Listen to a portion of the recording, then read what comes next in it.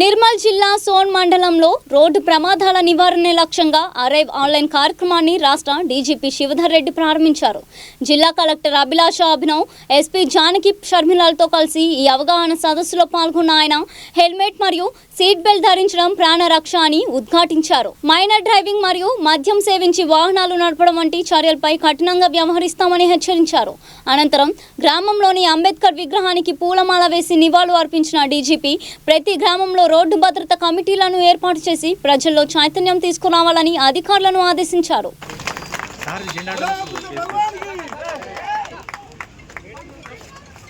వల్ల జరిగే అనర్థాలు ఆ కుటుంబాన్ని ఆగం చేస్తాయి కాబట్టి ప్రణాళిక ఏర్పాటు చేయడం జరిగింది. ఈ ప్రణాళికలో భాగంగా మన ఒక్కొక్క వారం ఒక్కొక్క డిపార్ట్మెంట్ మీద పూర్తిగా ఫోకస్ చేసి ఆ డిపార్ట్మెంట్ వాళ్ళు ఏ పని చేయాలి ఆ పని ప్రజా వరకు తీసుకుపోవాలి. కాబట్టి మన వారం వారం ఒక్కొక్క డిపార్ట్మెంట్ తీసుకుంటూ ముందుగా వస్తున్నాము.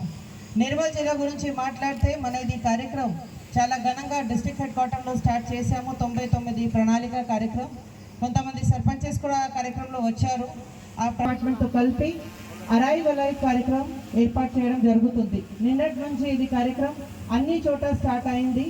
మన జిల్లాలో అన్ని గ్రామ పంచాయతీలో నిన్న గ్రామ సభ ప్రత్యేకంగా అరైవ్ మీద గ్రామ సభ ఏర్పాటు చేసి సర్పంచెస్ మన గ్రామ పంచాయతీకి యాక్సిడెంట్ ఫ్రీ చేస్తాం ఆ విధంగా కూడా మాట్లాడడం జరిగింది. చాలా మంది సర్పంచెస్ మనకి గ్రామ పంచాయతీ రెజల్యూషన్ కూడా డిపిఓ ద్వారా పంపడం జరిగింది. అలాంటి ప్రోగ్రెసివ్ సర్పంచెస్కి నేను ఈ వేదిక నుంచి చాలా ధన్యవాదాలు తెలియజేస్తున్నాను. అదేవిధంగా ఇంకా మిగిలిన సర్పంచెస్తో కూడా నా కోరేది ఏమున్నాయి అంటే మీ గ్రామ పంచాయత్లో రోడ్స్ ఉంటుంది. మీ గ్రామ పంచాయత్లో మీరు రోడ్ సేఫ్టీ కమిటీ ఏర్పాటు చేస్తారు. మీరు మీ గ్రామ పంచాయత్లో ఏమేమి ఇన్ఫ్రాస్ట్రక్చర్ చేస్తే మీకు రోడ్డు ప్రమాదం యాక్సిడెంట్ ప్రమాదం తగ్గుతుంది అది ఒకసారి మీరు కూడా మీ రోడ్ సేఫ్టీ కమిటీతో పాటు చర్చించి మనకి ప్రత్యేకంగా రెజల్యూషన్ ఇవ్వండి. ఎందుకంటే ఇది ఒక బిహేవియరల్ చేంజ్ ఉంటుంది, అదేవిధంగా ఇన్ఫ్రాస్ట్రక్చరల్ చేంజ్ కూడా ఉంటుంది. కొంతమంది ఎంతమంది దగ్గర ఇక్కడ 2 వీలర్స్ ఉన్నాయి? ఎంతమంది దగ్గర హెల్మెట్ ఉన్నాయి? ఎంతమంది ప్రతిరోజు హెల్మెట్ యూజ్ చేస్తున్నారు? నంబర్స్ తగ్గుతుంది, మీరు వెనుక చూడండి. ఎందుకంటే ఇది ఒక మైండ్ సెట్ ఇష్యూ కావచ్చు. 10th పాస్ చేశారు, అలాంటి పిల్లలు చాలా ర్యాష్గా డ్రైవింగ్ చేస్తారు.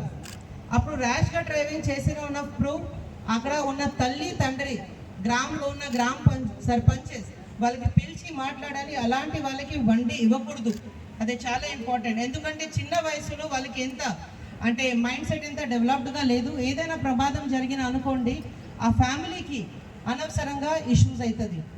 మన చౌక్లో కూడా చూస్తున్నాము, నిర్మల్ జిల్లాలో NH ఉంది. NHతో పక్కన చాలా విలేజెస్ ఉన్నాయి. చాలామంది సడన్గా వచ్చేస్తారు. వెనుక ప్రాణాలను కాపాడుకోవడమే లక్ష్యంగా నేను అరైవ్ ఉద్యమంలో భాగస్వామిని అవుతాను. నేను ట్రాఫిక్ నియమాలు ఉన్నప్పుడు ఎల్లప్పుడూ హెల్మెట్ను తప్పకుండా ధరిస్తాను. కార్లలో సీట్ బెల్ట్ను తప్పకుండా ధరిస్తాను. మద్యం లేదా మత్తు పదార్థాల ప్రభావంలో ఎలాంటి వాహనం నడపను. డ్రైవింగ్ సమయం భారత రాజ్యాంగ నిర్మాత అంబేద్కర్ జయంతి సందర్భంగా గోదావరి పక్కన ఉన్నటువంటి ఈ గ్రామంలోకి నేను రావటం నాకు చాలా ఆనందం కలిగిస్తున్నది. ఈరోజు అంబేద్కర్ విగ్రహం సాక్షిగా ఈ జయంతి పర్వదినం రోజు మనం రోడ్డు భద్రత పైన ప్లెడ్జ్ చేయాల్సిన అవసరం ఉన్నది, ప్రమాణం తీసుకోవాల్సిన అవసరం ఉన్నది, పాటించవలసిన అవసరం ఉన్నది. ముందుగా సంబంధించినటువంటి లెక్కలు తీసుకుంటే మన రాష్ట్రంలో ప్రతి సంవత్సరం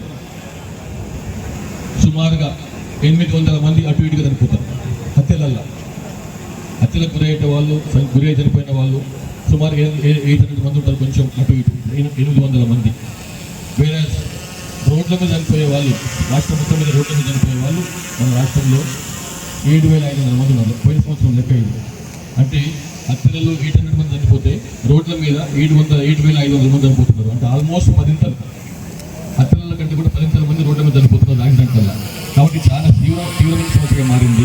ఆ చనిపోయిన వాళ్ళలో కూడా ఎవరు 17-18 ఏళ్ల నుంచి 45-50 ఏళ్ల మధ్య ఉన్న వాళ్ళు, చాలా సమాజానికి చాలా అవసరమైన వాళ్ళు, సమాజానికి ఎంతో సేవ చేసే అవకాశం ఉన్న వాళ్ళు, అద్భుతమైనటువంటి ఫ్యూచర్ ఉన్న వాళ్ళు, భవిష్యత్తు ఉన్న వాళ్ళు, అట్లాగే వాళ్ళ పిల్లలు, వాళ్ళ 18-20 ఏళ్ళ పిల్లలు ఉంటే వాళ్ళ తల్లిదండ్రులు 45-50 లేకపోతే 35 అయినా ఉంటే ఆయనకు పాత ఉండొచ్చు, 35 అయినా వాళ్ళ సంగతి ఏం కావాలి మరి?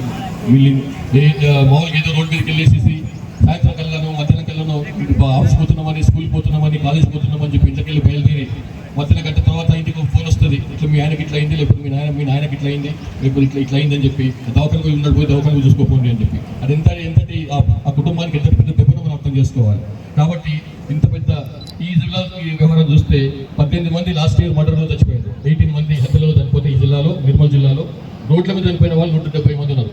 అగైన్ 10 ఎక్కువ అనమాట. హత్యల కంటే 10 మంది రోడ్ల మీద చనిపోయిన వాళ్ళకి పెట్టాల్సిన భార్య కావచ్చు, ఫ్రెండ్ కావచ్చు, బిడ్డ కావచ్చు, కొడుకు కావచ్చు, వాళ్ళకి పెట్టాలి. అట్లా చిన్న పిల్లలు ఉంటే వాళ్ళకి కూడా పెట్టాలి. తర్వాత హెల్మెట్ పెట్టుకుంటే చాలా మంది ఏం చేస్తారంటే ఎవరో పోలీసు అని పట్టుకుంటున్న ఉద్దేశంతో, లేకపోతే ఇంట్లో అమ్మంటున్న ఉద్దేశంతో హెల్మెట్ పెట్టుకుంటారు, కానీ దాని కింద బకిల్ చేసుకోరు, స్ట్రాప్ పెట్టుకోరు. స్ట్రాప్ పెట్టుకోవాలి. హెల్మెట్ పెట్టుకున్న ప్రతి ఒక్కరు కూడా స్ట్రాప్ పెట్టుకోవాల్సిందే.